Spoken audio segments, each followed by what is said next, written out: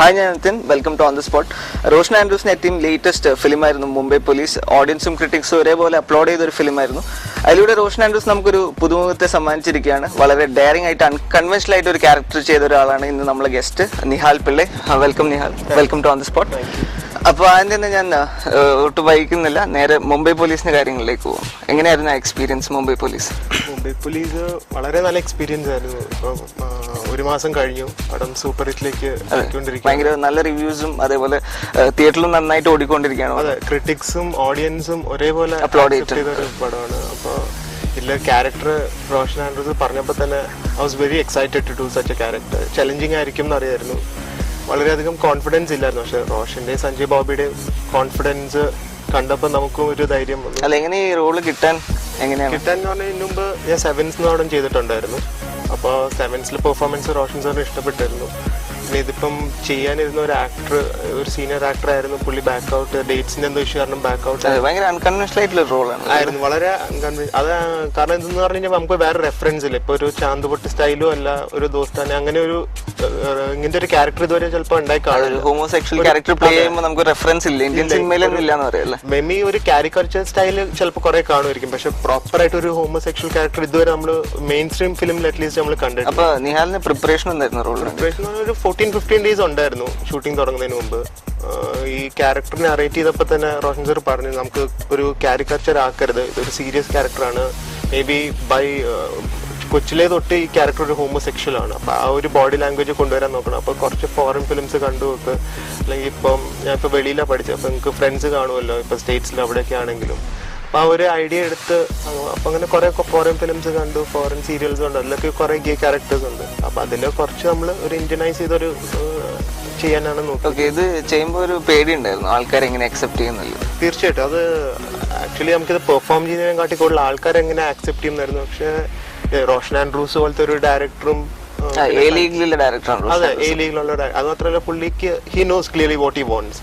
അപ്പോൾ ഒരു വൾഗാരിറ്റി ഇല്ലാതെ ഷൂട്ട് നമ്മൾ ഫുൾ ട്രസ്റ്റ് ഡയറക്ടറിനെ ഏൽപ്പിക്കുമ്പോൾ എന്നാലും ഒരു ചെറിയ ടെൻഷൻ ഉണ്ടായിരുന്നു. ഒരു ഫസ്റ്റ് ഷോ കഴിഞ്ഞപ്പോഴാണ് കിട്ടിയ റെസ്പോൺസ് വളരെ നല്ല റെസ്പോൺസ് ആയിരുന്നു. ആക്ച്വലി ഇത് ആൾക്കാർ ഇറങ്ങി പോകുമ്പോൾ തന്നെ ഷോക്ക്, ഇങ്ങനത്തെ ഒരു ക്ലൈമാക്സിലും കൂടെ വരുന്നുണ്ട്.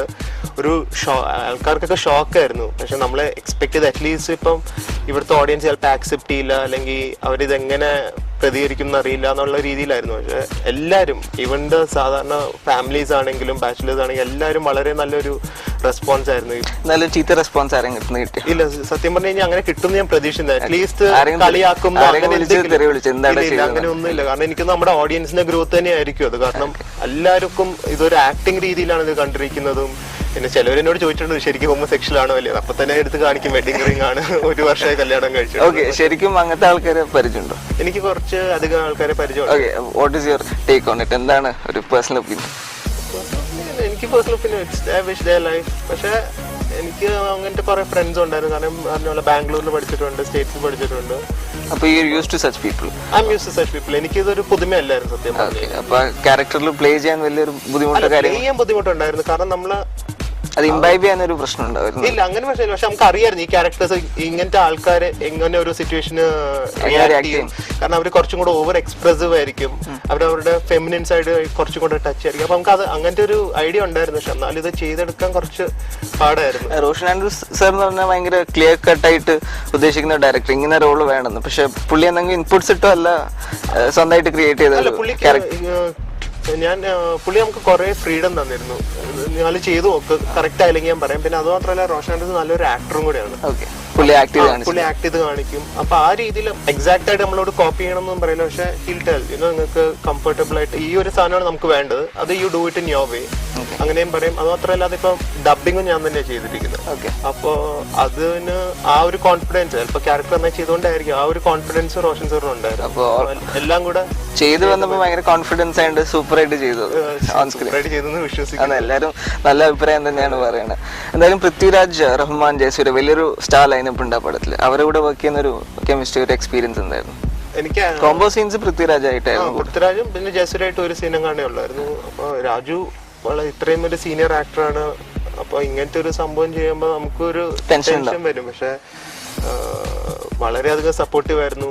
അതുമാത്രമല്ല പുള്ളിക്കാരൻ്റെ even for him it was a different role.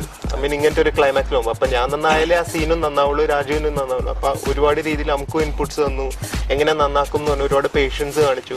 അത് ഷൂട്ട് ചെയ്തപ്പോ ഞാനും രാജും റോഷൻ സാറും പിന്നെ ക്യാമറമാനും മാത്രമേ ഉള്ളായിരുന്നു. വേറെ ക്രൂവിനെയും കാസ്റ്റിനെ ആരും കയറ്റിയിട്ടില്ലായിരുന്നു. ഒരു ടോട്ടൽ പ്രൈവസിയിലാണ് ഇത് ഷൂട്ട് ചെയ്തത്. ഭയങ്കര ഫ്രീ ആയിട്ടാണ് ഷൂട്ട് ചെയ്തത്.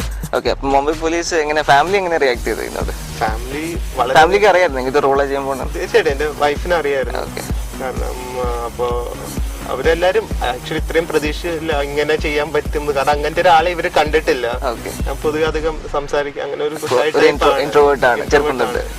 അപ്പൊ ഇങ്ങനത്തെ ഒരു സംഭവം ചെയ്തപ്പോ തന്നെ അവരുടെ സ്ക്രീനിൽ ഞങ്ങൾ പ്രിവ്യൂന് പോയപ്പോ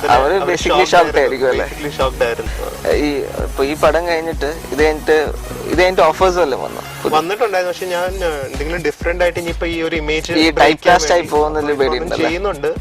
അതിൽ കുറച്ച് നെഗറ്റീവ് ടച്ച് ഉള്ള കാഞ്ചി എന്ന് പറഞ്ഞ പടത്തിലൊരു ക്യാരക്ടർ ചെയ്യുന്നുണ്ട്. ആക്ടിങ് ഫസ്റ്റ് തൊട്ട് ചെറുപ്പം തൊട്ടേ ഒരു ഡ്രീം കം സംതിങ് അങ്ങനെയായിരുന്നു. ഒബ്വിയസ്ലി എല്ലാവർക്കും ആക്ടിംഗിലേക്ക് താല്പര്യം, നമുക്കൊരു പാഷൻ. ഞാൻ അതിന് വർക്ക് ചെയ്തിട്ടുണ്ട്. മോഡലായിരുന്നു, ഞാൻ ചെറുതായിട്ട് മോഡലിംഗ് ആയിരുന്നു, പ്രൊഫഷണൽ ആയിട്ടല്ലായിരുന്നു. അത് കഴിഞ്ഞിട്ട് പിന്നെ ഞാൻ എന്റെ MBA പഠിക്കാൻ പോയപ്പോഴാണ് എനിക്ക് ആക്ടിങ്ങോട് ശരിക്കും താല്പര്യം തോന്നിയത്. അപ്പോൾ ഞാൻ ആക്ടിങ് കോഴ്സസ് പഠിച്ചിട്ടുണ്ടായിരുന്നു, വെളിയിലായിരുന്നു. ആക്ടർ അല്ലെങ്കിൽ വാട്ട് എൽസ്? എന്താ പാഷൻ?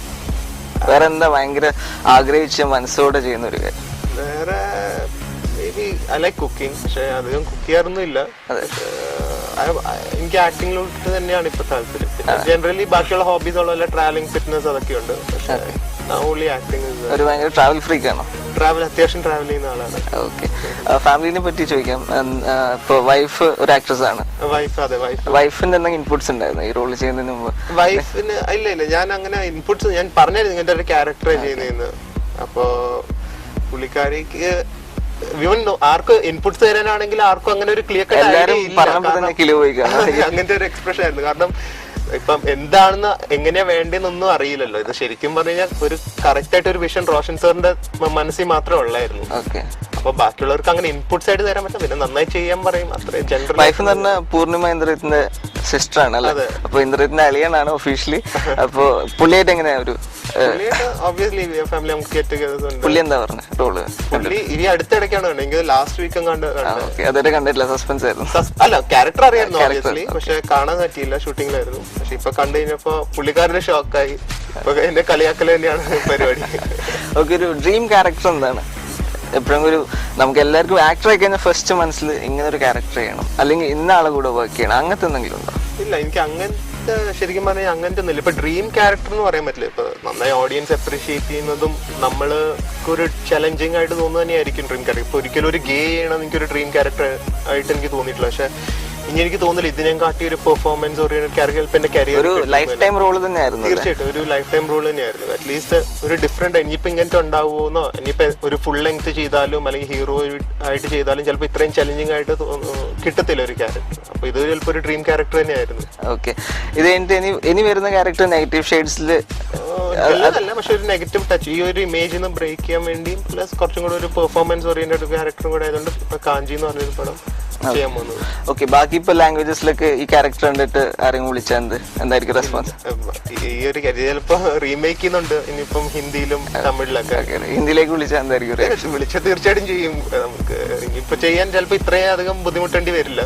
പക്ഷെ എന്തായാലും ഇനിയിപ്പം ഇത് ഏത് ലാംഗ്വേജിലും വിളിച്ചാലും ചെയ്യാൻ. ഓക്കെ, ഇതിനു മുമ്പ് നിഹാലിന്റെ മേജർ റിലീസ് സെവൻസിലെ ഒരു റോളായിരുന്നു. അത്യാവശ്യം മീൻസ് ആൾക്കാർ ശ്രദ്ധിക്കപ്പെട്ട റോൾ തന്നെയാണ്. അപ്പൊ എങ്ങനെയായിരുന്നു ജോഷി സാറിന്റെ ഒരു ഓൾഡ് സ്കൂൾ ഓഫ് ഡയറക്ഷൻ? ഇപ്പൊ അതിലെ ക്രൂ അറിയാലോ, ഫുൾ യങ്സ്റ്റേഴ്സ് ആയിരുന്നു. ആസിഫ് അലിയും ചാക്കോച്ചൻ ഇവരെല്ലാരും ആയിരുന്നു. അപ്പൊ ജോഷി സാർ ആ നമ്മുടെ ലെവലിലേക്ക് ഇറങ്ങി വന്നു എന്ന് തന്നെ പറയാം. അവിടുന്ന് പഠിച്ച കാര്യങ്ങൾ വല്ലതും പിന്നെ ഇത് വന്ന് ഇപ്പൊ മുംബൈ പോലീസ് ചെയ്തപ്പോ ഒരു എക്സ്പീരിയൻസിൽ ഉണ്ടായിരുന്നു? എനിക്കൊന്നു പഠിക്കുന്നതിനെക്കാട്ടി കൂടുതൽ കോൺഫിഡൻസ് ആയിരുന്നു. ഇപ്പൊ ജോഷി സാർ ഒരു ടേക്കിൽ ഓക്കെ എന്ന് പറയുമ്പോൾ, ഇപ്പൊ നമ്മൾ അഭിനയിച്ച് പുള്ളിക്കാരൻ സാറ്റിസ്ഫൈഡ് എന്ന് പറയുമ്പോൾ തന്നെ നമുക്കൊരു കോൺഫിഡൻസ്, ഓക്കെ നമുക്ക് അഭിനയിക്കാം, അല്ലെങ്കിൽ പുള്ളിക്ക് വേണ്ടി നമുക്ക് ഡെലിവർ ചെയ്യാൻ പറ്റുന്നുണ്ടെന്നുള്ളൊരു കോൺഫിഡൻസ് തന്നെ കിട്ടും. ആ ഒരു കോൺഫിഡൻസ് ആണ് ചിലപ്പോൾ ഈ ഇതിലോട്ടും. ഫസ്റ്റ് ഫിലിം അതെങ്ങനെയാ? How did that happen? പുതുമുഖങ്ങൾ ഇപ്പൊ ഓൾമോസ്റ്റ് 3 years ആയി. ഫസ്റ്റ് ഫിലിം അത് ഓഡീഷൻസിൽ കൂടെ തന്നെയായിരുന്നു. അത് ഒരു ബൈ ചാൻസ് തന്നെയായിരുന്നു. അത് കിട്ടുന്നുള്ള ഒരു പ്രതീക്ഷയിലായിരുന്നു. പക്ഷെ അതിലിപ്പോൾ ലീഡ് ക്യാരക്ടറിൽ 3 പേരുടെ ഒരു ക്യാരക്ടർ വേണം. അപ്പൊ അതിന് ഒരു ഓഡീഷൻസ് വെച്ചിട്ടുണ്ട്. അങ്ങനെ അത് ഓഡിഷൻസിൽ കൂടെ തന്നെ കിട്ടിയാണ്. നിഹാലിന്റെ കൂടുതൽ വിശേഷങ്ങളിലേക്ക് പോകുന്നതിന് മുമ്പ് let's take a short break on the spot.